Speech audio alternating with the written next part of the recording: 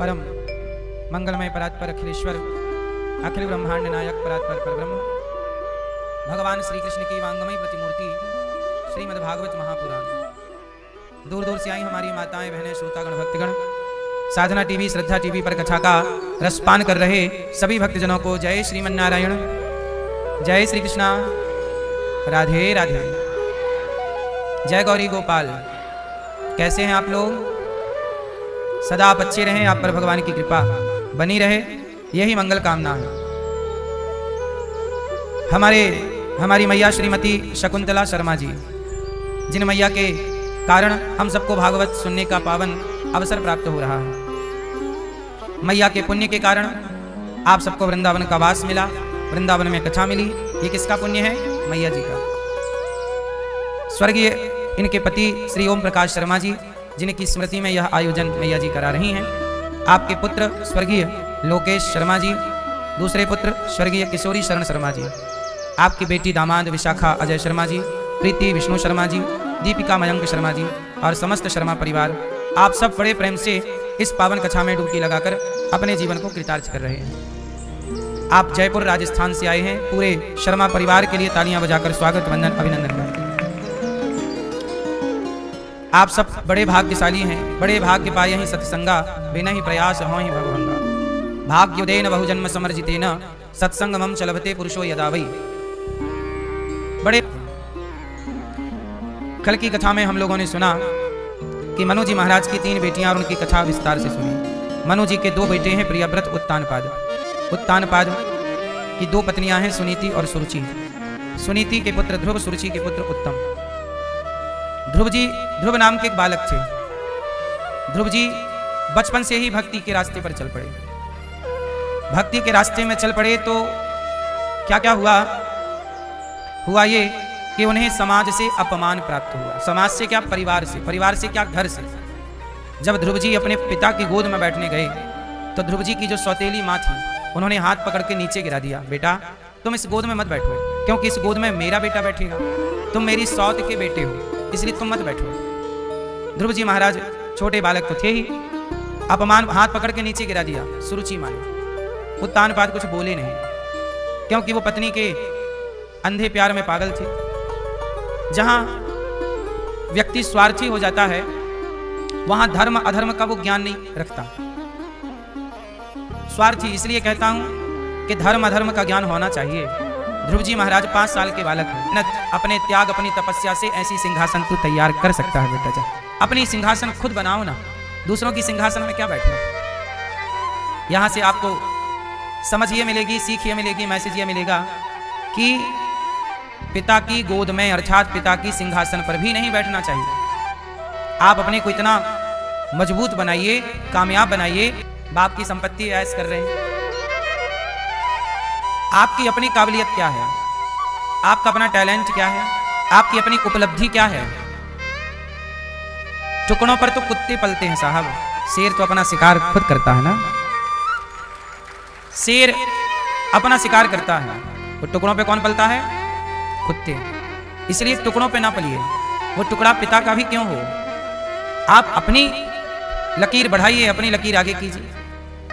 यहां पे ध्रुव जी की कथा से ये सीख मिली कि हमें अपना खुद कार्य करना चाहिए। पिता ने पढ़ा लिखा दिया, पिता का बिजनेस है, उस बिजनेस को आप आगे बढ़ाओ और उसे बेहतर बनाओ, पिता के नाम को और आगे पहुंचाओ। अब आज के लड़के क्या हैं, पिता का खेत बेच के गाड़ी खरीद ले आए, दूसरा खेत बेचा तो ये शौक पूरा कर लिया, खेत बेच के गाड़ी घोड़े का शौक कर रहे हैं। ये समझदारी है? बोलो। बाप का खेत बेचने वाले बच्चों से पूछो कि बेटा खेत बेच तो दिया, तुम में शक्ति है, दम है फिर से खेत खरीदने की? खेत बेच दिया, 1 बीघा 2 बीघा 1 एकड़ 2 एकड़ बेच दिया, क्या इतना खरीद सकते हो?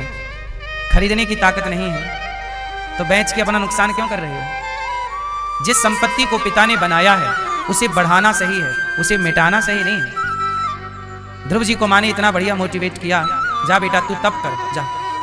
तप करने निकल गए। रास्ते में नारद जी मिले। नारायण नारायण। कहाँ जा रहे हो बेटा? ध्रुव जी बोले तपस्या करने जा रहा हूँ। नारद जी बोले तुम तो बहुत छोटे बच्चे हो, जंगल भयंकर है, शेर खा जाएगा, जाओ घर, अभी तुम्हारी उम्र घर पर रहने की है, बच्चे हो 5 साल के, जा। ध्रुव जी बोले ना, अब मैं भगवान को पाकर ही लौटूंगा। नारद जी बताइए भगवान कहाँ मिलते हैं?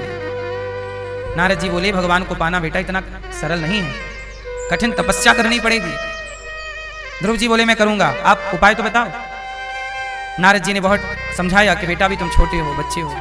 ध्रुव जी बोले नहीं, अब मैं मर जाऊंगा पर भगवान को पाए बिना लौटूंगा नहीं। नारद जी समझ गए कि बच्चा जिद्दी है, आपकी जिद गाड़ी खरीदने की है, आपकी जिद गलत कामों में लगाने की है। यदि आपकी जिद ये हो जाए कि हमें अच्छे काम करना है, भगवान को पाने की जिद यदि हो जाए तो आपकी वो जिद भगवान तक पहुंचा सकती है। ध्रुव जी की जिद ने पहुंचा दिया, कहा कि बिना पाए ना लौटूंगा, मुझे मंत्र दो। नारद जी ने मंत्र दिया, ओम नमो भगवते वासुदेवाय। जा बेटा जब करना, ऐसे ऐसे नियम बता दिए, जा। केवल भगवान का। सवाल ये खड़ा है कि भगवान, पहले आपसे मैं सवाल कर लूं 2, बताओ भगवान है कि नहीं है? उत्तर है तो दिखाई क्यों नहीं पड़ते? ये सवाल कॉमन है, सब लोगों के दिल दिमाग में खड़ा होता रहता है। आप बताओ भगवान है कि नहीं, दिखते क्यों नहीं है? मैया हैं? हाँ, भक्त लोगों को दिखते हैं, बात सही है, मैया ठीक कह रही है। मैया आपने देखे भगवान? चश्मा वाली मैया, नहीं। आपने देखे भगवान? नहीं। आपने देखे? नहीं। आपने महसूस किए थे? आपने भगवान देखे? महसूस किया। देखा कि नहीं? नहीं देखा। मैया पर्पल मैया, आपने भगवान देखे मेरी माँ? नहीं, सपने में। सामने नहीं देखे? अब जलेबी ना बनाओ। आप लोग कह रहे हैं कि हमने भगवान नहीं देखे। बिहारी जी गए कि नहीं? आप लोग बिहारी जी गए? किसे देखने गए थे? बिहारी जी गए? आप लोग मंदिर जाते हो कि नहीं? तो मंदिर में किसे देखने जाते हो? भगवान को। और अभी आपने क्या बोला कि हमने भगवान को नहीं देखा? और मंदिर में किसे देखने जा रहे हैं? भगवान को। और किसे नहीं देखा भगवान को? हैं? अब आप कहेंगे कि वो मंदिर में भगवान थोड़ी है, उनकी मूर्ति है, प्रतिमा है। तो सुनो, भगवान की मूर्ति, प्रतिमा,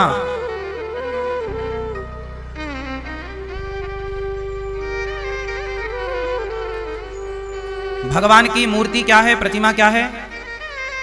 क्या भगवान से भगवान की मूर्ति अलग है? बोलो।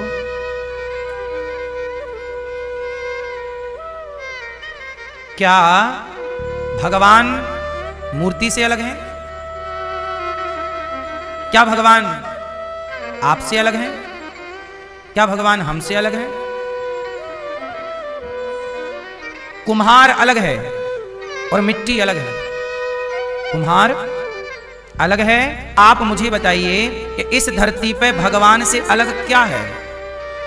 घड़ा तो कुम्हार से अलग है, पर भगवान से अलग क्या है इस धरती पे? जरा मुझे समझाओ। कुछ है ईश्वर से अलग? आपके कान में झुमका है, क्या वो सोने से अलग है? बोलो। झुमका यदि सोने का है तो क्या वो सोने का झुमका सोने से अलग है? क्या माथे की बेंदी यदि सोने की है तो क्या वो सोने से अलग है? बोलो। गले का हार यदि सोने का है तो क्या वो सोने से अलग है? अरे सोना ही तो हार बना, सोना ही तो झुमका बना, सोना ही तो माथे की बिंदिया बनी, सोना ही चूड़ी बनी। ऐसे भगवान ही जगत बने हैं, संसार बने। जैसे आभूषण में यदि सोने का है तो आभूषण में सोने के अतिरिक्त क्या है? ऐसे ही इस जगत में भगवान से अलग क्या है, अतिरिक्त क्या है? अब आप कहो कि मूर्ति तो मूर्ति है, तो सुनो। पर अवतार, पर व्यूह, विभव, अंतर्यामी और अर्चावतार, ये 5 अवतार हैं भगवान के। कितने अवतार? 24 अवतार हैं, पर 24 अवतार के भेद 5 हैं। भगवान से भगवान की ये प्रतिमा अलग नहीं है। भगवान ही इस रूप में इस कलिकाल में है। आपने सुना होगा ना कि मानो तो मैं गंगा माँ हूं, ना मानो तो बहता। यदि मान लो तो गंगा माता है, ना मानो तो पानी बह गया, बह जाने दो।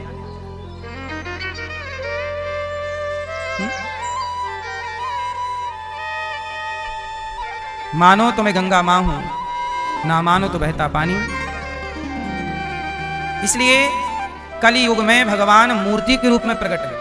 इसलिए ये गोपाल जी कौन है? आप कहो ये तो धातु है। अरे धातु मानोगे तो धातु है। प्रहलाद जी ने खंबे पर क्या बोला? भगवान है। हिरण्यकश्यपु बोला ये तो पत्थर का खंबा है, कहां भगवान है? पागल बना रहा बच्चा। प्रहलाद जी के चश्मे से देखोगे तो खंबे में भगवान दिखेंगे, और हिरण्यकश्यपु के चश्मे से देखोगे तो केवल खंबा दिखाई पड़ेगा। एक ही चीज को दो लोग देख रहे हैं, एक प्रहलाद देख रहे हैं, एक हिरण्यकश्यपु देख रहे हैं, और एक ही चीज में दो चीजें दिख रही हैं। जैसे एक स्त्री में चार चीजें दिखती हैं। आप एक हो, बोलो हाँ। लेकिन आपको जब आपका पिता देखता है ना तो उसे बेटी दिखती है, और आपको जब आपका बेटा दिखता है ना तो उसे माँ दिखती है। जब आपका भाई देखता है ना तो उसे बहन दिखती है, और जब आपका पति देखता है तो उसे पत्नी दिखती है।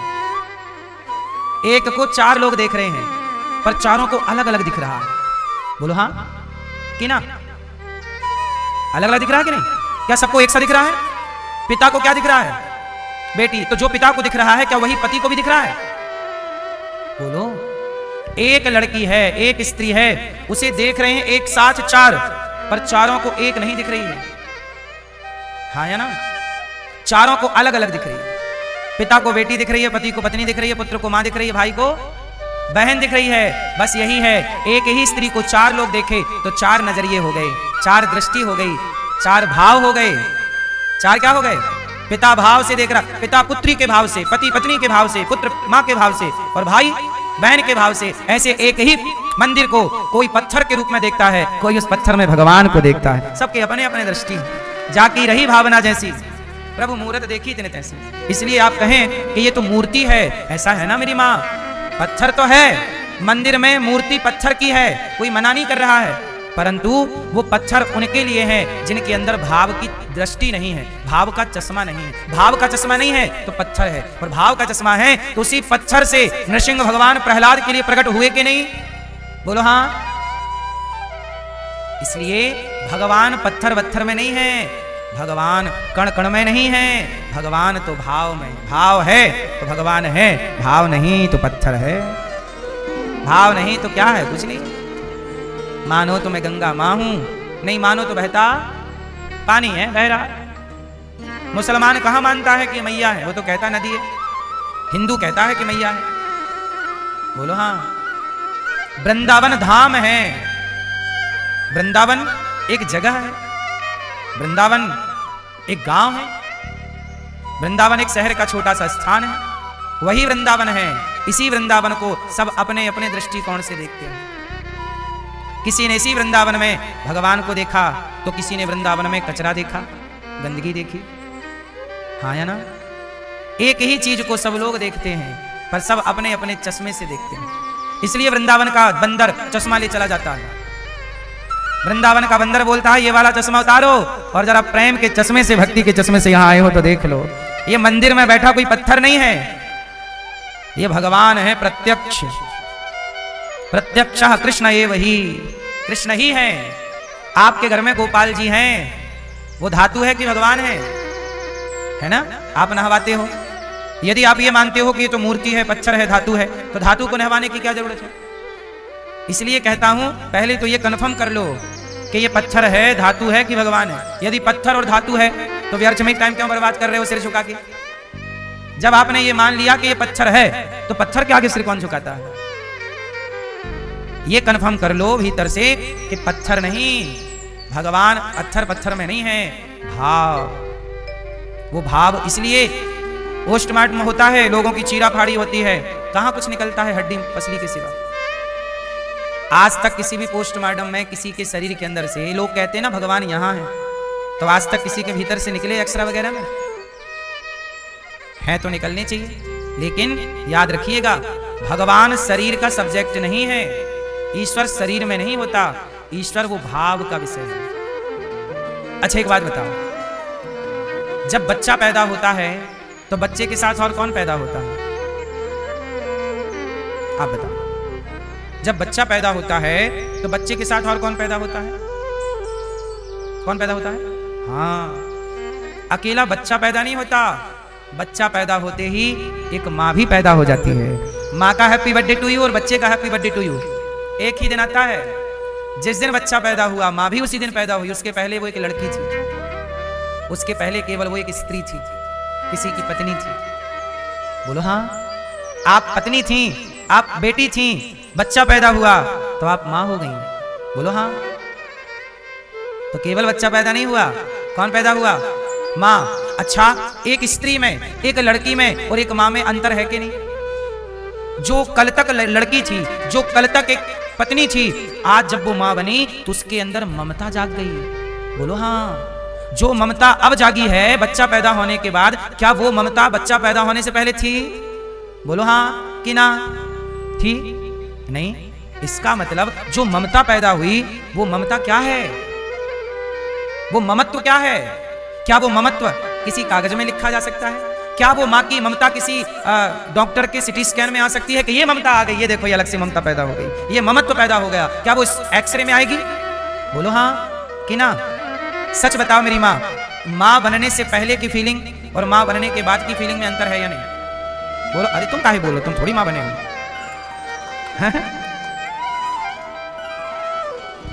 वैसे अच्छा आपने देखा तो है बदलाव, इसलिए आप बोल रहे हैं। सही है, सही है, इन्होंने देखा है बदलाव, ठीक है। सच बताओ मैया, बदलाव होता है कि नहीं? तुम्हें रात के 2, अब लड़की को या पत्नी को रात के 2 बजे कोई जगाए तो गुस्सा हो जाएगी। बोलो हाँ। लेकिन जिस दिन वो माँ बनेगी उसके बाद से रात के 1 बजे 2 बजे उसका बच्चा रोएगा तो जाग जाएगी, उससे लेके उसे गुस्सा नहीं आएगा, उसे प्यार आएगा। जिस लड़की को कल तक गुस्सा आता था उसी काम में जगाओ तो गुस्सा, और अब बच्चा जगा रहा तो प्यार। ये बदलाव है कि नहीं? ये ममता है कि नहीं? बोलो हाँ। अब मुझे बताओ, क्या ये ममता डॉक्टरों के, वैज्ञानिकों के किसी भी मशीन में रिकॉर्ड हो सकता है? ये ममता है। जैसे बच्चा पैदा होते ही माँ पैदा हो जाती है, ऐसे जीवन में भक्ति पैदा होते ही भगवान प्रकट हो जाते हैं। और ये विषय केवल भाव का है। माँ केवल एक भाव है। माँ क्या है? माँ किसी व्यक्ति का नाम नहीं है। माँ किसका नाम है? माँ हाथ पांव का नाम नहीं है, माँ पेट पीठ का नाम नहीं है, माँ आंख कान का नाम नहीं है, किसी स्त्री का नाम भी माँ नहीं है। माँ तो केवल एक भाव है। भाव मीन्स जिसके अंदर ममता है वो माँ है। इसलिए भगवान को क्या बोला जाता है? त्वमेव माता च पिता त्वमेव। केवल स्त्री ही माँ है ऐसा नहीं, जो माँ के जैसे ममता रखे, माँ के जैसे पालन करे वो माँ है। और ये ममत्व भगवान में भी है। जरा सोचिए कि जिस माँ के अंदर इतनी ममता है तो माँ के भीतर ममता भरने वाले भगवान में कितनी ममता होगी, कितना ममत्व होगा, कितनी दयालुता, कितनी करुणा होगी। इसलिए भगवान मूर्ति में, अरे माँ तो वही है, लड़की तो वही थी, बदल गई बच्चे के बाद, ऐसे ही है। ये मूर्ति है, ये पत्थर है, लेकिन जब इस पत्थर में हमारी और आपकी भावनात्मक आस्था जुड़ जाती है तो इसी पत्थर की मूर्ति से भावना की ज्योत को जलाकर देखिए, बोलती हैं मूर्तियां, बुलाकर देखिए। प्रहलाद के भाव में बोल पड़ी मूर्ति। तमाम भक्तों का चरित्र है जिनके लिए मूर्तियां बोली हैं। कर्माबाई का नाम सुना है? कर्माबाई खिचड़ी बना के बैठ जाती और जगन्नाथ जी को बुलाती। कर्माबाई को बोले तू नरक जाएगी। क्यों बाबा? तू बिना नहाए भोग लगाती है भगवान जगन्नाथ जी को, नहा तो लिया कर। अरे महाराज मैं नहाऊंगी, लेट हो जाऊंगी, तब तक पुजारी जी मंदिर खोल देंगे। जगन्नाथ जी खुद कहते हैं कि जल्दी खिलाया कर खिचड़ी। पुजारी जी जल्दी से खिलाते नहीं, भूखा बैठना पड़ता है। नारद जी बोले कुछ भी हो जल्दी उठाकर, बिना नहाए मत बनाया कर, नरक जाएगी। अब नारद जी की बातों में कर्माबाई डर गई। अब जल्दी नहाई, कितना भी नहाए, सर्दी का मौसम था, नहाए में वो लेट हो गई। और लेट हो गई तो लेट चूल्हा जलाया, लेट भोजन बनाया। अब भगवान आए, भगवान बोले लेट कैसे होगी मैया? बोले नारद जी आए थे, बोले जल्दी नहा के बनाया करो। अब नारद जी, भगवान जगन्नाथ जी ने बोला नारद जी हाँ, क्या जरूरत थी उपदेश करने की? वो बिना नहाए बना रही थी, बढ़िया टाइम से खवा तो रही थी, तुम्हारे चक्कर में लेट हो गए। मैया तुम जैसा बना रही थी वैसी बनाओ। अब लो भैया, एक दिन हो गई मैया लेट, भगवान आए, भगवान खा रहे हैं, कर्माबाई खवा रही है, तो दौड़ के जाके बैठ गए जगन्नाथ जी। मैया आज मुंह नहीं पहुंच पाई तो भगवान के मुंह पे ना चावल लगा था। पुजारी जी ने देखा चावल मुंह पे लगा, निकाला तो ताजा चावल था, गर्मा गर्म। पुजारी जी को लगा मंदिर में कोई घुसा है, चारों तरफ ढूंढा, कोई ना मिला। बोले पता लगाओ कि अभी सवेरे से किसके यहाँ चावल बना है। तो कर्माबाई खा पी के बर्तन धुल रही थी। लोग पहुंचे, क्या तुमने खिचड़ी बनाई है और भगवान के मंदिर में कैसे घुसी? कर्माबाई बोली मैं नहीं घुसी, मंदिर वाला खुद यहाँ के खा के गया। पुजारी जी बोले पागल बना रही हो, हम इतने दिनों से भोग लगा रहे, हमारे हाथ से खाए नहीं, तेरे हाथ से खाएंगे? हाँ महाराज, कल आ जाना, देख लेना सवेरे। अब पुजारी जी आए, दूसरे दिन सब छिप गए, सब लुके हुए हैं, छिपे हुए। तो कर्माबाई बोली कि पुजारी जी आपको दिख नहीं रहे, ये तो बैठे जगन्नाथ जी। पुजारी जी बोले हमें कोई नहीं दिख रहा है, बस तुम खिचड़ी किसी को खिला रही हो ये दिख रहा है। जगन्नाथ जी से कहा कर्माबाई ने, प्रभु ये तो आपके पुजारी हैं, क्या आप इन्हें दर्शन नहीं दे रहे हो? भगवान बोले कि पुजारी मेरे दर्शन के योग्य नहीं है। क्यों? ये तो दिन रात आपकी सेवा करते हैं। भगवान बोले जितना सरल सुंदर भाव तुम्हारा है, जिस भाव से तुमने मुझे जीत लिया है, इनके अंदर घमंड है, तुम्हारी तरह सरलता सहजता नहीं है। मैं उनको मिलता हूं कर्मा, अब कौन खिचड़ी खवाएगा? तब पुजारियों ने कहा प्रभु आज से आपका पहला भोग उसी टाइम लगेगा जब कर्मा लगाती है, और आपकी पहले भोग का नाम कर्मा की खिचड़ी रखा जाएगा और आपको खिचड़ी का ही भोग लगाया जाएगा। तब से आज तक जगन्नाथ जी मूर्ति बोली, कर्मा के लिए मूर्ति बोली, प्रहलाद के लिए खंबा बोला, तो हमारे लिए क्यों ना बोलेंगे बिहारी जी? बोलते हैं इसलिए भाव का भूखा हूं मैं, भाव ही एक सार है, भाव से भज ले मुझे तो भव से बेड़ा पार है। भाव के भूखे हैं भगवान। प्रहलाद ध्रुव जी महाराज तपस्या कर रहे हैं और भाव सच्चा है, सरलता है, प्रकट हो गए भगवान। शंख चक्र गदा पद्म लेकर के भगवान ने ध्रुव जी के लिए कौन सा अवतार लिया? हरि। शंख चक्र गदा पद्म लेकर भगवान श्री हरि प्रकट हो गए। सुंदर सी छवि, सुंदर सी मुस्कान, प्रभु की सुंदर से कर कमलों में शंख चक्र गदा, ध्रुव जी चरणों में गिर पड़े। कुछ बोलना नहीं आता, तब भगवान ने अपना शंख ध्रुव जी के गाल में लगाया और ध्रुव जी को ज्ञान हो गया। कौन सा ज्ञान? वेद वेदांत पुराण का। आपके जीवन में क्या है?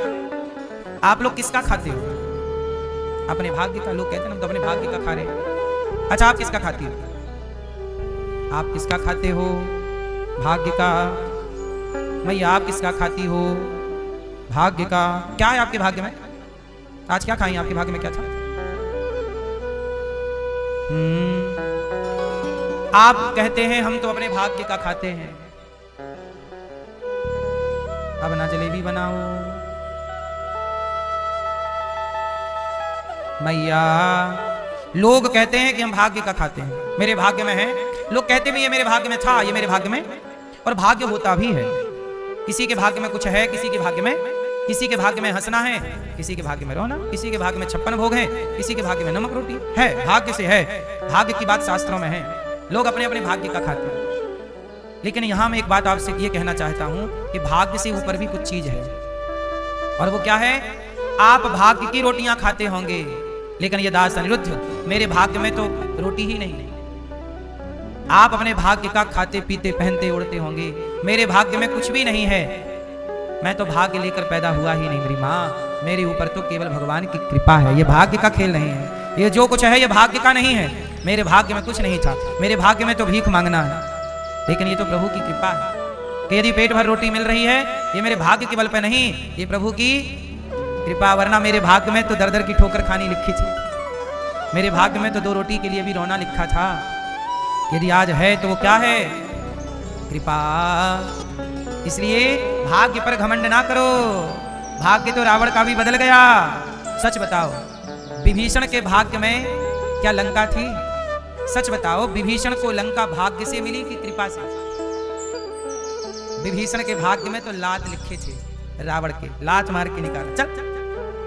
विभीषण के भाग्य में लात लिखे थे, लेकिन लात खाने वाला विभीषण जब राम की शरण में आया तो कृपा हुई, और लात खाने वाले विभीषण को कृपा से लंका का राजा बना दिया। ये कृपा नहीं तो क्या है? सुदामा के भाग्य में धन था कि कृपा से धन मिला? सुदामा की सारी जिंदगी निकल गई रोटी मांगते, फटे से कपड़े हैं। बोलो हाँ। पेट भर भोजन ना किया जीवन में सुदामा जी ने। ये भाग्य का खेल देखिए, पेट भर रोटी भी नहीं देता भाग्य, लेकिन जब कृपा होती है तो छप्पर फाड़ के देते हैं भगवान। इसलिए भाग्य अच्छा है आपका, पर भाग्य के भरोसे नहीं, कृपा। सुग्रीव के भाग्य में किष्किंधा का राज्य था कि कृपा से मिला? बोलो मेरी मां, क्या मिला? कई बार भाग्य से नहीं, भाग्य वाले एक नंबर से रह जाते हैं और जिन पर कृपा हुई वो आगे बढ़ जाते हैं। तो कृपा बड़ी चीज है भाग्य से, इसलिए कृपा की न होती जो आदत तुम्हारी। कृपा, सच बताओ, अर्जुन महाभारत जीते भाग्य से कि कृपा से? क्यों भैया? अर्जुन के भाग्य में जीत थी, कृष्ण ना देते साथ तो जीत लो अपने भाग्य से। अर्जुन के बाण में इतनी ताकत नहीं थी कि पितामह के शरीर को छल नहीं कर सके। ये भाग्य की जीत नहीं है। कई बार आप लोग कहते हैं मेरे भाग्य में है तो मैं, देखो ज्यादा घमंड ना किया करो। जो मिल जाए वो तुम्हारे भाग्य का नहीं है, यदि मिला है तो उसे कृपा समझो। सिर झुकाओ ईश्वर के आगे, अभिमान ना करो कि तो मेरे भाग्य से है। नहीं, भाग्य जहां काम करना बंद कर देता है वहां से कृपा काम करना स्टार्ट करती है। इसलिए भाग्य तो बहुत छोटी चीज है। बोलो हाँ, कृपा हो जाए तो देखो ना, अजामिल पापी पराई औरत के चक्कर में पड़ गया, बड़ा चोरी करता, डाका डालता, शराब पीता, मांस खाता, पराई और कोई पाप बाकी नहीं जो अजामिल के भीतर ना हो। लेकिन उस पापी के भाग्य में कहां मुक्ति थी, लेकिन उसके मुंह से धोखे से क्या निकल गया? नारायण। मरते समय क्या बोल दिया उसने? उसके पुत्र का नाम नारायण था। अजामिल बुला रहा है नारायण, बेटा नारायण, दूरे क्रीडन का सक्तम पुत्रम नारायणावयम प्लावितेन स्वरेण उच्चैराजुहावाजितेन्द्रिया। बुलाया बेटा नारायण, बेटे नारायण ने नहीं सुना, परम पिता नारायण ने सुन लिया। जाओ मेरा भक्त बुला रहा, जाओ लेके आओ। लोग पार्षदगण आए, यमदूत बोले ये तो पापी है, नरक ले जा रहे हैं। पार्षदगण बोले पापी था, अब इसके मुंह से नाम निकल गया ना, पुण्यात्मा हो गया। लो भैया, उसके भाग्य में तो नरक जाना लिखा था, लेकिन जब कृपा हुई तो वह पापी अजामिल मोक्ष को प्राप्त कर लेता है। कृपा की न होती जो आदत तुम्हारी। भगवान कृपा के आदि हैं, आदत इनकी है, इसलिए हम भी उम्मीद से बैठे हैं हम पर भी कृपा होगी। हाँ, कृपा। अब देखो ना, ध्रुव जी के भाग्य में तो अपमान लिखा था, मां ने अपमान करके निकाल दिया। पर ध्रुव जी ने जब अपमान किया और जब भगवान की शरण में गए तो क्या हो गई? क्या हो गई? कृपा। और जब कृपा हुई तो पिता ने गोद से उतारा था, वो गोद वाला सिंहासन तो मिला। भगवान ने अपना बैकुंठ खाली कर दिया। वो कहा कि ध्रुव तुम हमारे बैकुंठ में आकर के रहो। ये बैकुंठ ध्रुव लोक जिसे बोलते हैं। ध्रुव जी कहाँ गए? ध्रुव लोक में। ये ध्रुव लोक क्या है? पहले ध्रुव लोक में भगवान रहते थे, नारायण का वास बैकुंठ वहीं था। फिर भगवान ने अपना बैकुंठ दूसरी जगह शिफ्ट किया और अपना बैकुंठ लोक खाली करके भक्त को दिया। मानो भगवान ये मैसेज करना चाहते हैं कि ध्रुव जैसी भक्ति हो तो मैं अपना घर भी अपने भक्त के लिए खाली कर देता हूं। और ध्रुव जी को क्या मिला? ध्रुव लोक। 36,000 वर्षों का राज्य दिया और आखिरी में मृत्यु के सिर पर पांव रखकर ध्रुव जी ध्रुव लोक गए। बताओ, ध्रुव लोक भाग्य से मिला कि कृपा से? बोलो, कृपा। इसलिए मेरी मां, ईश्वर की कृपा का दर्शन करो। आज मेरे पास आंखें हैं, मेरे भाग्य में तो अंधा होना लिखा था, पर भाग्य ने अंधा होना लिखा था, पर कृपा ने बचा लिया। मैं आज से सालों पहले मैं बताया ना, मैं एक बार डबल मंजिल ऊपर से 20-25 फीट की ऊंचाई से गिर गया था। मेरे भाग्य में तो मौत थी, पर मैं आपके सामने जीवित बैठा हूं। 20 फीट ऊपर से गिरा था, 20-25 फीट की ऊंचाई थी, गिर गया था। छत पे बाउंड्री थी नहीं, गांव के लोग बनवाते नहीं, घर पे नहीं थी। आप लोग अपने घर पे छत पे बाउंड्री जरूर बनवाइएगा। बहुत सारे बच्चे छत से गिर जाते हैं केवल बाउंड्री ना होने से, इसलिए सब लोग बनवाइए, मेरी प्रार्थना। मैं भी गिर गया था, गिर गया, उसके बाद मैंने बाउंड्री बनवाई। आपके साथ ये हादसा ना हो इसलिए हम जानकारी दे रहे हैं। तो मैं छत से गिर गया था, ऊपर से 20 फीट से गिरा धड़ाम से, कोल्हू टूट गया। डॉक्टर के यहाँ भर्ती रहा। डॉक्टर ने बोला कि अब ये ठीक से चल नहीं पाएंगे। पर देखो, मेरे भाग्य में, सच बताओ, मैं गिरा था, मर भी तो सकता था ना। ये घटना 2013 की है। कब की है? 13-14 लगभग, 2013-14। अब बताइए, मैं इतने ऊपर से गिरा था, मर भी सकता था कि नहीं? बोलो हाँ कि ना। मर सकता था? नहीं मरा। मेरी मौत थी उसी दिन। सच बताऊं, मेरे भाग्य में उतनी ही जिंदगी थी। 2013 में मरना था, लेकिन यदि बाकी की सांसें हैं तो ये भाग्य की सांसें नहीं ले रहा हूं मैं, कृपा की सांसें चल रही हैं मेरी सांसों पर भी कृपा है ईश्वर की। बोलो हाँ, वरना मैं मर गया था। बोलो हाँ। इसलिए कृपा, कृपालु है, कृपा करने वाले हैं, इसलिए उनका नाम है दीन दयाल। दीन दयाल विरद संभारी, हरहु नाथ मम संकट भारी। भगवान का नाम क्या है? दीनों पर दया। मैं दीन, मुझ पर दया की, दीन दयाल। फिर भगवान ने ध्रुव जी को जब सब कुछ दिया, ध्रुव जी से स्तुति की, योऽन्तः प्रविश्य मम वाचमिमां प्रसुप्तां संजीवयत्यखिल शक्तिधरः स्वधाम्ना अन्यास्तहस्तचरणश्रवणत्वगादीन् प्राणान् नमो भगवते पुरुषाय तुभ्यम्। ध्रुव जी घर आए, जिस माँ ने अपमान किया वो आरती उतार रही है। जब कृपा हो गई ना तो जो अपमान, सुनो एक बात कान खोल के सुनना, जिन पर भगवान की कृपा है उनका कोई कुछ बिगाड़ नहीं सकता। इसलिए दुनिया के चक्कर में ना पड़ो। लोग आपको बुरा कहते, जब भगवान की कृपा नहीं होती ना तो अपने भी दुत्कारने लग जाते हैं।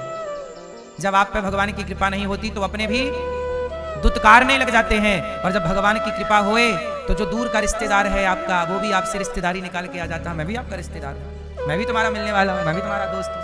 जब आपका टाइम अच्छा है तो लोग दूर दूर से आपके रिश्तेदारी नातेदारी निकाल के आ जाते हैं। वो टाइम बुरा है तो अपने भी बोल देते हैं हम इनको नहीं जानते, हम इनको नहीं जानते।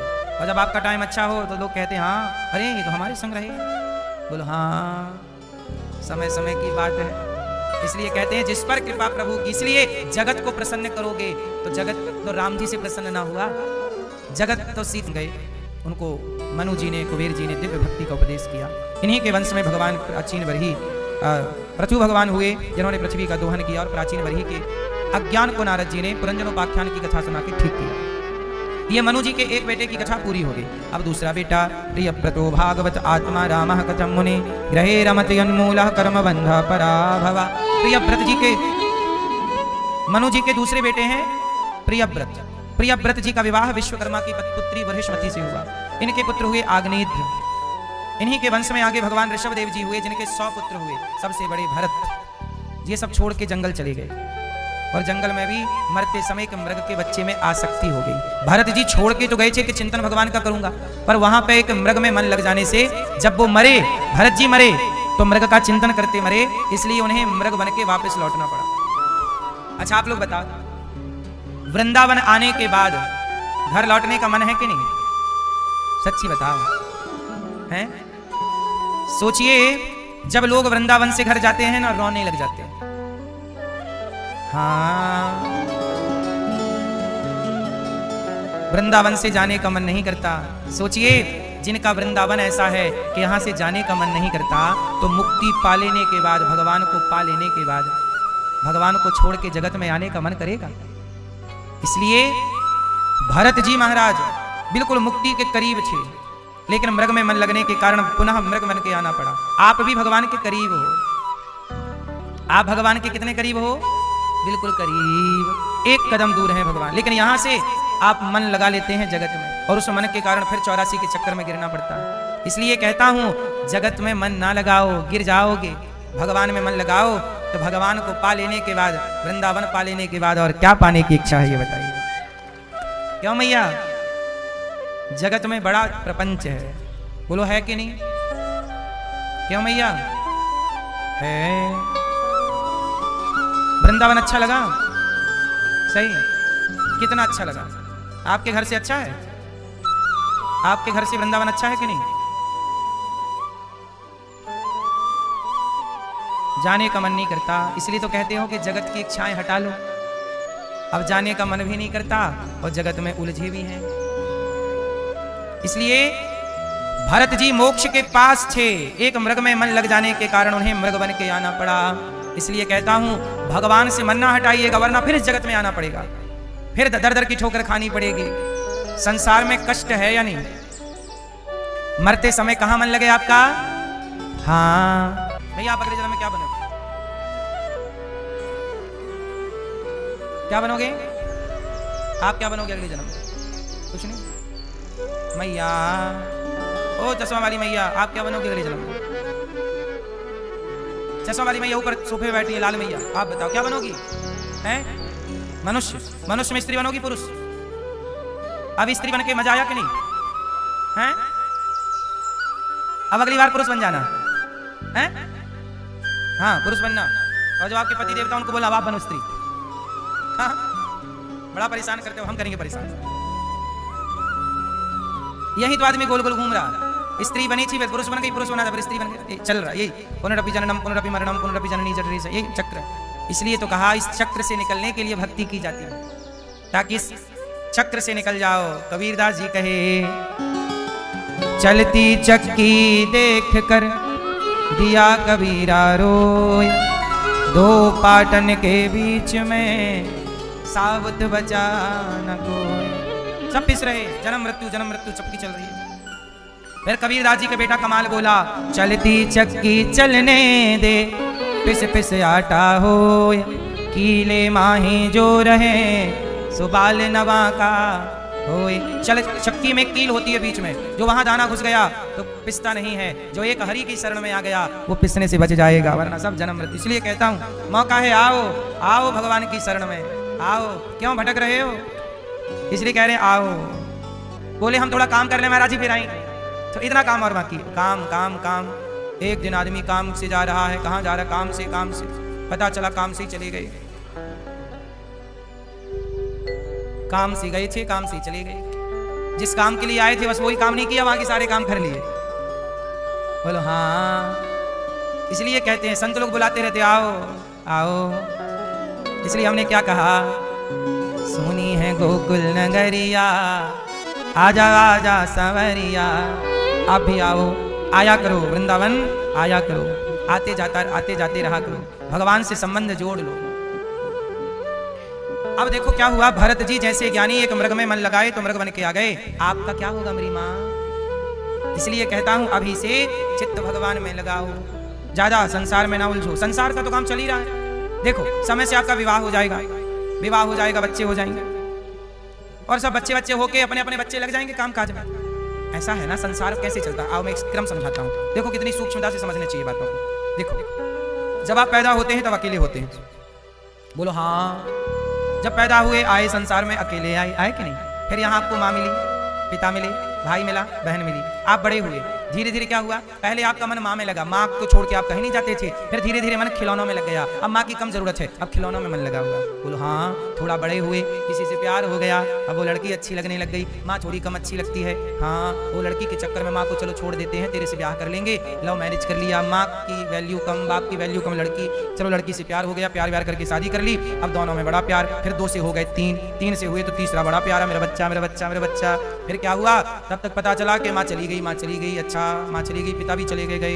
अब क्या रह गए, पति पत्नी और 2 बच्चे। 2 बच्चों का कर दिया ब्याह, पढ़ लिख के बड़े हो गए, वो ब्याह कर दिया। और जब ब्याह किया तो बेटा अपना सेटल हो गया दिल्ली बंबई में, अमेरिका लंदन में। लो भैया अब फिर रह गए, फिर बेटी का ब्याह कर दिया, बेटी ससुराल। अब फिर रह गए 2, फिर पति पत्नी बच गए। तो रह गए कि नहीं? ये दोनों गए काम धाम करने, 2 रह गए, और 2 में से भी एक हो गए टैं, और 2 में से जब एक भाई टैं तो फिर कितने बचे? लो, और आए कितने थे और शेष कितना बचा? 1 आए थे और रहेगा कितना? 1। ये संसार की यात्रा में मिलने वाले यात्री हैं। माँ, पिता, बहन, भाई, पत्नी, पति, बच्चे, सब ये सब मिलते हैं और बिछड़ते चलते हैं। जैसे हवा चली तो धूल उड़ी, तो यहाँ की धूल वहां उड़ के चली गई तो वहां मिल गई, फिर हवा चलेगी तो वहां से। जैसे धूल के कण एक दूसरे कणों से मिलते और बिछड़ते रहते हैं। बोलो हाँ।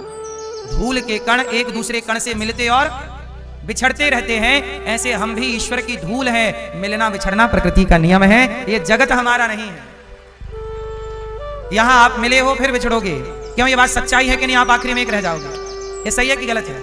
फिर इसलिए देसी हो, उलझो मत, रहो बिंदास, जिंदगी बेहतर जियो। अच्छे पति बनो, अच्छे पुत्र बनो, अच्छे पति बनो, अच्छी पत्नी बनो, अच्छे से रिश्ते निभाओ, खुश रहो, पर जगत में उलझने का नहीं। ये याद रखने का, ये मेरा नहीं, ये मेरा है। बोलो हाँ। सच बताओ मेरा कौन?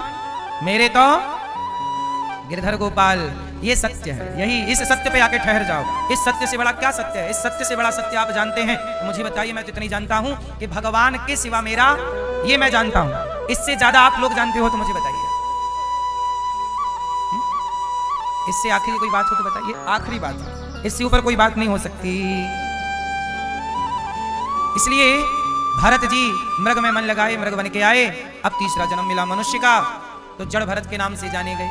इनके भाइयों ने इन्हें पढ़ाया लिखाया, पिता ने पढ़े लिखे नहीं। भाइयों ने कोई काम दिया तो काम नहीं करते, भाई बोले निकम्मा है, घर से निकाल दिया। नाम पड़ गया मूर्ख भरत। मूर्ख मतलब जड़, तो जड़ भरत के नाम से जाने गए। जंगल में रहते, भजन करते। ये भरत जी पिछले जन्म में वही संत थे, तपस्या करने वाले। मृग में उलझे तो मृग बने, अब तीसरे जन्म में फिर मनुष्य बने। अब सोच रहे अब कहीं ना उलझूंगा, क्योंकि मुक्ति के पास जाते जाते मैं आसक्ति के कारण रह गया, 1 नंबर से रह गया।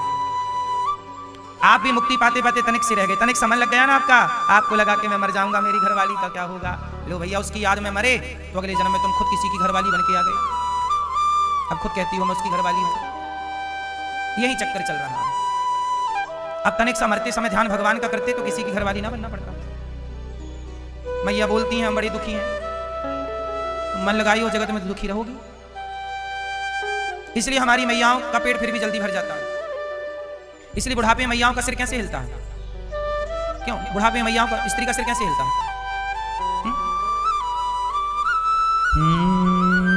ऐसे ऐसे। और पुरुषों का सिर ऐसे हिलता। कभी देखना जिनका सिर बुढ़ापे में सिर हिलने लगता कि नहीं? पुरुषों का सिर ऐसे हिलता। क्यों? और स्त्रियों का क्यों? पुरुष लोगों से भगवान पूछते हैं क्यों आओगे दोबारा संसार में? पुरुष बोलता हाँ आऊंगा। अब इसका पेट नहीं भरा। पुरुष का पेट जल्दी नहीं भरता। पुरुष के मुक्ति पाने में बड़ा लंबा टाइम लग जाता है। पुरुष मुक्ति के निकट नहीं पहुंच पाता। इसलिए कहता हूं पुरुष की मुक्ति देर से होती है। यदि चिंतन ठीक ठाक है तब तो हो जाएगी, वरना क्योंकि पुरुष के मन में बड़ा कुछ, पुरुष के मन में क्या रहता है? पुरुष के मन में दो चीजें रहती हैं, एक धन और दूसरा भोग। पुरुष 4 ब्याह करते थे पहले। बोलो हाँ, सुना आप लोगों ने कि स्त्री ने 4 ब्याह किए? स्त्री ने 4 ब्याह नहीं किए, पुरुषों ने 4 ब्याह किए। 5 भी कर रहे हैं, 6 भी कर रहे हैं। काहे कर रहे हो? इनका पेट ही नहीं भर रहा। क्योंकि पुरुष में भोग की मात्रा ज्यादा है, विलासी ज्यादा है, भोग विलास, तृप्ति नहीं मिलती जल्दी उसे। जबकि स्त्री एक पति में संतुष्ट रहती है। इसलिए स्त्री सिर ऐसे ऐसे हिलाती है, प्रभु मैं खुश हूं एक से, अब मुझे इस जगत में ना भेजना प्रभु, अब मुझे अपने चरणों में बसाना, अपने चरणों। इसलिए वो मना करती है। पर पुरुष के अंदर 2 चीजें होती हैं। पहला भोग। यदि भोग में मन नहीं लगा तो देखना पुरुषों के अंदर लोभ ज्यादा होगा। बूढ़े हैं फिर भी रुपया गिन रहे हैं, फिर भी पैसे पैसे पैसे पैसे। बुढ़ापे में पैसा ज्यादा पकड़ लेता है बुढ़ापे में। ये बात सही है कि गलत है? और जिन्हें भोग ने नहीं पकड़ा और पैसे ने नहीं पकड़ा, समझ लो उन पर भगवान की कृपा है, उन्हें भगवान ने पकड़ लिया और उन्हीं की सदगति होती है। जिन पुरुषों ने भोग से और धन से मन हटा के प्रभु, और ये तब होगा जब अभी से लगाओगे मन भगवान, तब बुढ़ापे तक परिणाम तुम्हें दिख जाएगी, वरना तुम्हें ऐसे नचाएगी माया के नाचते नाचते मर जाओगे। इसलिए जिन पर भगवान की कृपा है, ना उनका मन भोग में लगेगा ना तो उनका मन धन में लगेगा। तो ये बात सबके लिए नहीं है। यदि मन प्रभु में लग गया तब तो मुक्ति निश्चित है, वरना धन और स्त्री में लगे लगे गति बिगड़ जाएगी। और स्त्रियों का मन कहां लगता है? स्त्रियों का मन कहां लगता है? मरते समय बताओ कहां लगता है? स्त्रियों का मन ज्यादा लगता है बेटी में, बेटा में, पोता में, पोती में, नाती पंती, मेरा पोता, मेरा नाती, मेरा बेटा, मेरा बेटी। स्त्रियों का मन इन्हीं में लगा रहता है और इन्हीं में लगे लगे मर जाती हैं तो मोक्ष के फिर करीब रह गए, 1 नंबर से रह गए। इसलिए कहता हूं मरते समय बिल्कुल फ्री रहना सब लोग, सारी जिम्मेदारियां पूरी कर लो। अभी समय रहते सबसे चित्त हटा लो, सबसे चित्त हटाकर मन भगवान में ऐसे लगाओ कि अब कहीं रहो, एक भगवान के सिवा कहीं ना मन जाए, और उन्हीं का चिंतन करके प्राण निकले। फिर ना तुम्हें पिंडदान की जरूरत पड़ेगी, ना तो श्राद्ध की जरूरत पड़ेगी, ना कोई खटकर्म की जरूरत पड़ेगी, क्योंकि चित्त भगवान में लगा तो सीधी गति होगी। फिर कोई पिंडदान करे या फिर कोई तुम्हारे नाम से कुछ करे ना करे। इसलिए मरते समय मैया सावधान। सही है कि गलत है? अब मरते समय भी आप लोग ना जगत से उलझे रहते हैं। चलो, भरत जी ने 3रा जन्म पाया मनुष्य का, और उन्होंने राजा रहुगण को उपदेश किया, राजा रहुगण की पालकी संभाली और दिव्य ज्ञान देकर के उनके अज्ञान का नाश किया। एक बार 28 प्रकार के नरकों का वर्णन सुखदेव भगवान ने सुनाया और अजामिल जैसे पापी की कथा हुई, नाम के बल पर गया। अच्छा, प्रहलाद जी भगवान के एक भक्त हुए। प्रहलाद जी भी 5 साल के। प्रहलाद जी के पिता, अच्छा प्रहलाद जी पे बड़ा संकट। अच्छा, प्रहलाद जी का दुश्मन कौन बन गया? प्रहलाद जी के दुश्मन कोई और नहीं बना, उनके पिता। पिता ऐसे दुश्मन। परीक्षित जी ने पूछा सुखदेव जी से कि पिता दुश्मन क्यों बन गया? भाई पिता तो पालक होता है, बच्चे की देखरेख करने वाला, फिर प्रहलाद के दुश्मन पिता कैसे? तब बात बताए कि प्रहलाद जी भक्ति करने लग गए, हरि हरि कृष्ण कृष्ण नारायण नारायण जपने लगे। तो ये बात हिरण्यकश्यपु को बिल्कुल पसंद नहीं थी। हिरण्यकश्यपु ये नहीं चाहता था कि मेरे बच्चे भक्ति करें, मेरे गांव में, मेरे नगर में, मेरे राज्य में कोई भक्ति ना करे, ना वो यज्ञ होने देता, ना पूजा होने देता, बोले नारायण की कोई उपासना नहीं करे। पर प्रहलाद जी के अंदर तो परीक्षित जी ने कहा कि जब हिरण्यकश्यपु इतना दुष्ट राक्षस है, किसी को भजन नहीं करने देता, तो उसी के घर में भक्त कैसे पैदा हो गया? तब भक्त कैसे पैदा हुआ उसकी कथा सुनाई परीक्षित जी को सुखदेव जी ने। सुनो परीक्षित, ऐसा हुआ एक दिन कि हिरण्यकश्यपु तपस्या करने गया, और तपस्या करने जब गया तो जहां बैठा वहां पर एक पेड़ की डाल पर एक तोता आया, और तोता के बोला नारायण नारायण। तो हिरण्यकश्यपु के कान में क्या चला गया? नारायण। तो हिरण्यकश्यपु बोला किसने तो मेरे दुश्मन का नाम ले लिया, तोते ने। तो हिरण्यकश्यपु बोला आज का मुहूर्त अच्छा नहीं है तपस्या के लिए, वापस घर आ गया। पत्नी कयाधु ने कहा कि स्वामी जल्दी आ गए। बोले क्या करूं, मैं जाके बैठा था, वो एक तोता आया, बोला नारायण नारायण, मेरे दुश्मन का नाम ले लिया। कयाधु भी बड़ी भक्त थी, कयाधु भगवान को जानती थी, भक्त थी, पर हिरण्यकश्यपु की आंखों में घमंड का पर्दा पड़ा था, अभिमान का पर्दा था। कयाधु ने पहली बार अपने पति के मुंह से नारायण का नाम सुना। पत्नी पानी लेके गई, स्वामी जी क्या कहा तोते ने? बोला नारायण नारायण बोला। फिर पानी के बाद भोजन लेकर गई, क्या कहा तोते ने? नारायण नारायण बोला। फिर दूध का गिलास लेकर गई, क्या कहा तोते ने? नारायण। आज पत्नी कयाधु ने दिन भर अपने पति से क्या बुलवाया? स्वामी जी क्या कहा था तोते ने? नारायण नारायण। कयाधु उसी रात कयाधु गर्भवती हो गई। नारायण नारायण का स्मरण चल रहा था और गर्भाधान हो गया। नारायण का स्मरण करते हुए गर्भाधान हुआ, इसलिए नारायण का भक्त पैदा हो गया। इसलिए कहते हैं हमारे सनातन में विवाह कोई भोग विलास का काम नहीं, विवाह एक संस्कार है। हमारे यहाँ विवाह क्या है? क्या है? 16 संस्कारों में कौन सा संस्कार है विवाह? 16 संस्कारों में एक संस्कार 15वां संस्कार है विवाह संस्कार। विवाह संस्कार क्या है? विवाह जिसे पाणी ग्रहण संस्कार कहते हैं। इस विवाह में यज्ञ होता है, दुल्हा दुल्हन हवन करते हैं, स्वाहा स्वाहा स्वाहा। ये संस्कार है। सनातन धर्म की सबसे पवित्र रस्म का नाम विवाह है, लेकिन आजकल इस विवाह की रस्म को लोग शराब की रस्म बना लिए हैं। आजकल बेटी के ब्याह में बारातियों को शराब का ठेका खुलवा के दे देता है पिता, पियो शराब बारातियों। आजकल बारातियों को शराब की व्यवस्था मिलती है कि नहीं? लड़की का पिता कराता है, बोलो हाँ। इतना भी क्या आप लोग 21वीं सदी में चले गए, इतना भी क्या एडवांस जीने लग गए कि मर्यादाओं को परंपराओं को भूल गए? अरे बेटी का विवाह एक यज्ञ है, बोलो हाँ। विवाह मंडप के नीचे होता है कि नहीं? वो मंडप क्या होता है? वो यज्ञ मंडप है, वो विवाह मंडप है, वो यज्ञ। वहां हवन होता है, वहां देवताओं का आवाहन होता है, वहां रस्में होती हैं, परंपराएं होती हैं, वहां वेदों की पूजा होती है, अग्नि की पूजा होती है, वहां से ध्रुव तारा को दिखाया जाता है दुल्हा दुल्हन को। पवित्र रस्मों का कोई मतलब नहीं। बारातियों के लिए शराब का ठेका खुलवा दिया पिता ने, वो पी रहे हैं शराब, और पीने के बाद फिर दुल्हा दुल्हन को शराब के नशे में आ रहे हैं और शराब के नशे में आशीर्वाद दे रहे हैं। ये आशीर्वाद, शराब पी के आशीर्वाद देंगे तुम्हारी बेटी को, इन मूर्खों के आशीर्वाद से घर बनेगा कि बिगड़ेगा?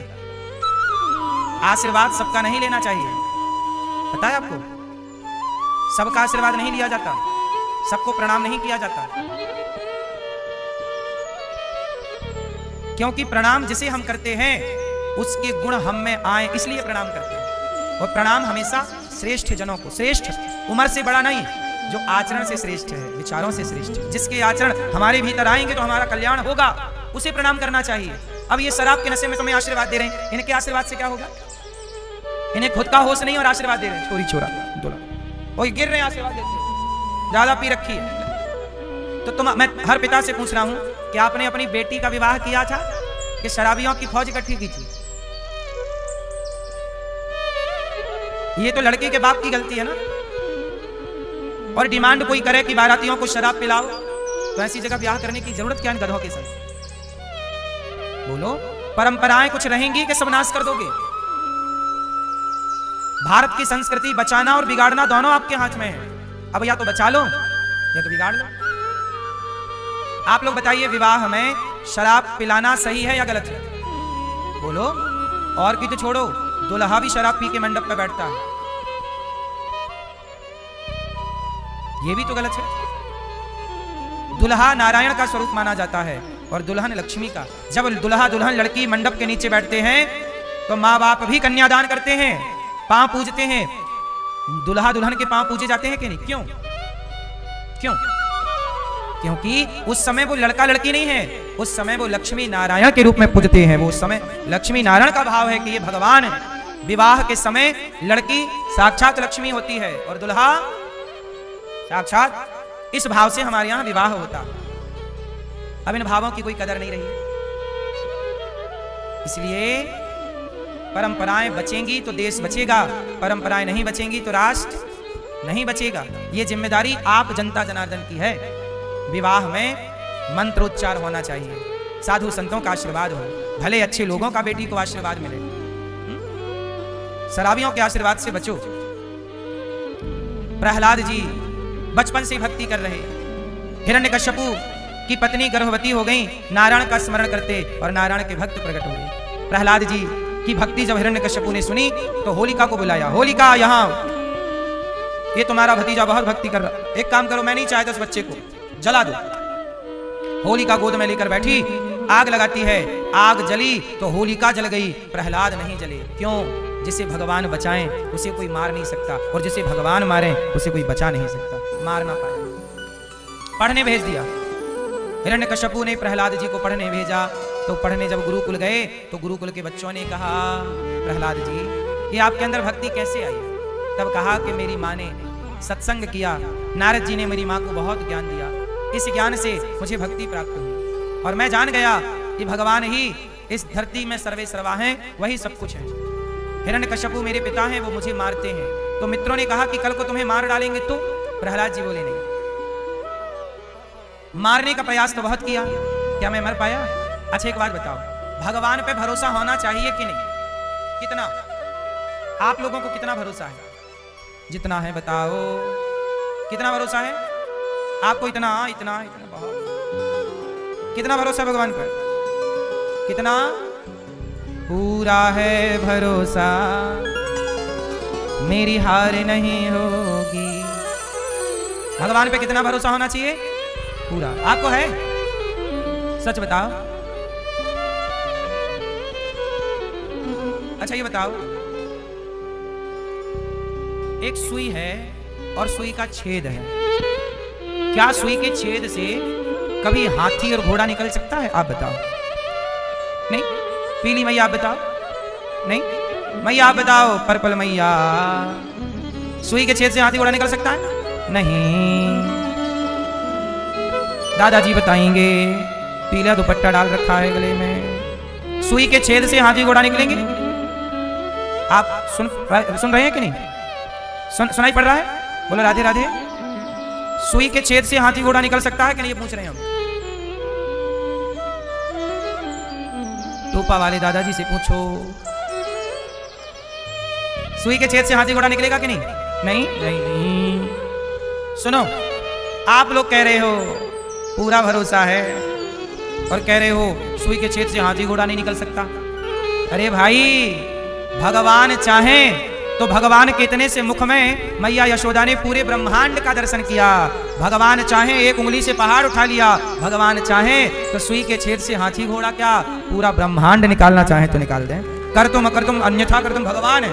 भगवान हनुमान जी लंका गए, तनिक से होके गए, और मैया सीता ने कहा तुम छोटे हो तो भयं पर्वताकार शरीर बड़े हो गए। भगवान चाहे तो सुई के छेद से सब। ये आप लोगों ने बोला नहीं निकलेगा, हम बोल रहे निकल जाएगा। अब आप कह रहे हो नहीं निकलेगा, वो कह रहे हो हम भरोसा करते हैं। पूरा है भरोसा, पर मैया तुम्हारा तो इतना भी नहीं है भरोसा। और बता रही हो पूरा है भरोसा। भरोसा ये चाहिए कि भगवान चाहे तो सब हो सकता है, ये भरोसा।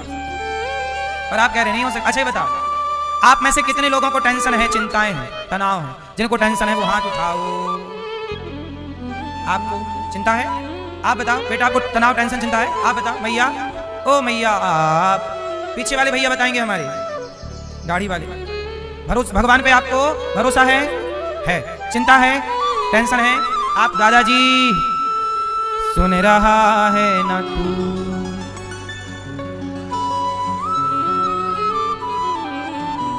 या नहीं सुन रहे हैं आप? सुनो, आपको चिंता है भैया, टेंशन? आपको दादाजी, तो वाले दादाजी को है टेंशन, है ना, चिंता है? दादाजी कह रहे हैं चिंता है, और अभी कह रहे थे भरोसा है, सब है। अब ऐसा करो, अपना मुंह फुलाओ, ठहाका लगाओ। अब ये दोनों काम एक साथ करो। क्या मुंह फुलाना, ठहाका लगाना दोनों काम एक साथ हो सकता है? बोलो हाँ कि ना? नहीं ना? आप कह रहे हैं कि भगवान पे भरोसा है और दूसरी तरफ कह रहे हैं चिंता है। यदि भरोसा है तो चिंता किस बात की है, और चिंता है इसका मतलब भरोसा नहीं है। जब भरोसा है पूरा तो चिंता का एक फिर है ना, ये हमारे ठाकुर जी करेंगे। क्यों घबराऊं मैं, मेरा तो शाम से नाता। जब नाता है क्यों घबराए। भरोसा मतलब चिंता फ्री है। छोटा बच्चा माँ बाप के भरोसे चिंता मुक्त है कि नहीं, क्योंकि उसे पूरा भरोसा है कि मेरी माँ है, मेरा बाप है। जैसे बच्चे टेंशन फ्री हैं माँ बाप के भरोसे, ऐसे जो भगवान के भरोसे चिंता मुक्त है, चिंता मुक्त को समझा जाएगा कि भगवान का भरोसा रख रहा है। चिंता है तो भरोसा, चिंता है मतलब भरोसे की कमी है। काय का चिंता, काय की टेंशन। जिएंगे जिलाएंगे तो जिएंगे, मारेंगे तो मरेंगे, टेंशन में क्यों रहे, भरोसा है। बोलो प्रहलाद जी किस पर है, पूरा है भरोसा। हिरण्यकश्यप आ गया, कहाँ है तेरा भगवान। प्रहलाद जी बोले सब जगह। क्या इस खंबे पर है, हाँ। और जो खंबा पे प्रहार हिरण्यकश्यप ने किया, खंबा टूट गया। खंबा टूटा, प्रहलाद जी ने कहा था भगवान खंबे पर हैं। हिरण्यकश्यप ने तोड़ कर देखा है तो दिखेगा, तोड़ा तो प्रहलाद की बात झूठी ना पड़ जाए। प्रहलाद के वचन को सत्य करने के लिए खंबा चीर कर नरसिंह भगवान प्रकट हो गए। बोलिए नरसिंह भगवान की। क्यों प्रकट हुए कि मेरे भक्त का वचन झूठा, तो भगवान भक्त के वचन की रक्षा करते हैं। मैया तुम भी खंबा तोड़ने चली मेरी माँ, तोड़ के देखोगी। हाँ जा रही हो मेरी माँ, टाटा, जाओ जल्दी आना।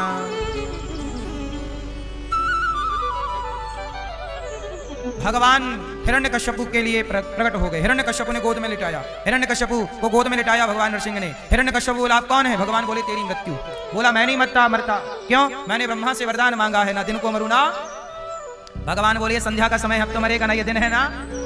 बोला मैं 12 महीने में किसी महीने नहीं मरूंगा, न चैत्र न वैशाख न जेठ न साढ़ न सावन न भादो न कुआर न कार्तिक न घन न पूस न माह न फागुन। भगवान बोले सुन, मैंने तेरे लिए 13वां महीना डिजाइन करवाया है, पुरुषोत्तम महीना। अब तो मरेगा। बोले मैं अस्त्र से नहीं मरूं, शस्त्र से नहीं मरूं, चक्र से नहीं मरूं, त्रिशूल से नहीं मरूं। भगवान बोले ये नाखून देख रहा है, मैंने कोई फैशन में थोड़ी बढ़ाए हैं, ये नाखून से ही मारूंगा तुझे। बोलो हाँ। बोला अभी भी नहीं मरूंगा, ना ऊपर मरूं ना नीचे। भगवान बोले गोद में लिटा रखा है। बोला ना अंदर मरूं ना बाहर। भगवान बोले देहरी पे बैठा। भगवान से मांगो अर्थ न धर्म न काम रुचि, गति न चाहूं निर्वाण, जन्म जन्म रति राम पद यह वरदान नया। हे प्रभु, ना हमें अर्थ चाहिए, ना धर्म, ना काम, ना मोक्ष। मुझे तो मोक्ष भी नहीं चाहिए। क्या चाहिए, जन्म जन्म रति। हे प्रभु, मैं आपके चरणों का प्रेमी रहूं, आपके चरणों का प्रेम मुझे दीजिए, बस प्रेम बना रहे। आपकी याद में तड़पता रहूं, रोता रहूं, आपके सिवा कुछ अच्छा ना लगे। ये चाहिए, तड़प चाहिए, प्रेम चाहिए। भगवान से प्रेम मांगो। हम लोग प्रेम जगत के प्रेम में उलझ जाते हैं, भगवान का प्रेम। भरत जी किससे प्रेम कर रहे हैं, राम से प्रेम। हनुमान सच्चा तो भगवान आपके लिए क्यों ना आएंगे। हाँ, प्रहलाद पर कृपा की। एक बार हाथी ने बोला, हाथी का पांव मगर ने पकड़ लिया। एक बार हाथी का पांव किसने पकड़ा, एक हाथी था गजेंद्र, उसका नाम, पानी में नहाने गया, मगर ने पकड़ लिया पांव। अब हाथी ने बड़ा छुड़ाया, मगर ने नहीं छोड़ा। हाथी समझ गया कि मैं अंदर चला जाऊंगा, सबको बुलाया। हाथी की हथनी आ गई, पत्नियां सूंड से सूंड मिलाई, खींची। बेटा आए, बड़ा लंबा चला युद्ध, हथनियां थक गई। हथनियां बोली स्वामी अंदर ही चले जाओ पूरे, बाहर ही निकल आओ ना। हाथी अंदर आ रहा ना बाहर। अब हाथी ने देखा पत्नियां भी थक गई तो चरने चली गई जंगल। हाथी की बच्चे भी हाथी के, कितना जोर लगाएं, सब चले गए जंगल। अब हाथी अकेला। तब हाथी ने पुकारा, ओम नमो भगवते तस्मै यद एतच्चिदात्मकं पुरुषायादि बीजाय परेशाया विधीमहि। हे प्रभु, जिस परिवार के लिए मैं आपको भूला बैठा था, आज मेरा संकट आया तो मेरा परिवार छोड़ के चला गया। हे नाथ मेरी रक्षा कीजिए, मैं संकट में हूं। हाथी ने, ये कौन बोल रहा है, हाथी। धन्य है मेरे भगवान, इंसानों की तो छोड़ दो, हाथी की पुकार भी सुन लेते हैं हमारे भगवान। ऐसे दयालु राम है, ऐसे दयालु भगवान। उनको भुला के आप किसे पुकार रहे हो। हाथी ने सबको बुलाया। जब आपके पास माल होगा ना तो सब लोग सुनेंगे। आराम के साथी क्या क्या, एक सी व्यवस्था, एक सी क्वालिटी का डंडा सबको पड़ना है। बोलो हाँ।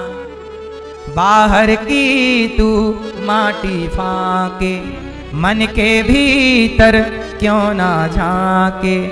उजले तन पर मान किया और मन की मैल ना धोई।